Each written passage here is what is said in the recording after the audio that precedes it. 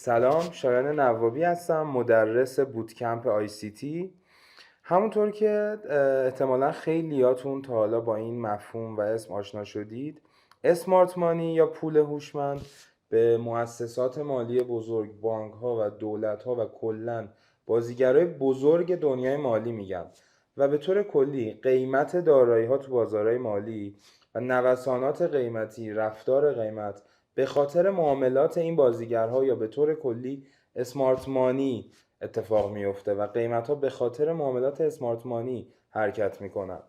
معمولا همین بازیگرهای بزرگ کاملا برخلاف جهت ریتیل تریدرها یا ما تریدرهای خرد عمل میکنن و دقیقا باعث میشن که همیشه حد ضرر ما بخوره و دقیقا جایی که حد ضرر ما میخوره وارد معامله میشن و یک روند تو بازار ایجاد میکنن.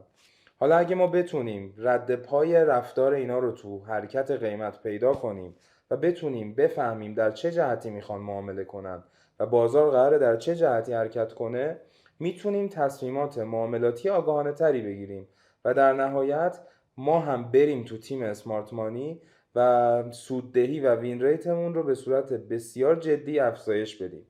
تو این بوتکمپ به طور کامل میخوام سبک ICT رو بهتون آموزش بدم که حرفه‌ای ترین سبک معامله گری اسمارت مانی هست و ابزارهای مختلف مثل FVG، اوردر بلاک، MSS، کیلزون، OTE و غیره رو با هم آموزش ببینیم تا مسیر معامله گریتون عوض بشه و وارد تیم اسمارت مانی و معامله گرهای حرفه‌ای بشید. به هیچ عنوان این فرصت ویژه رو از دست ندید. تو بوتکمپ ICT ثبت نام کنید تا با هم بتونیم یک سبک فوق‌العاده حرفه‌ای و کارآمد رو یاد بگیریم و وین ریتمون رو تا 80%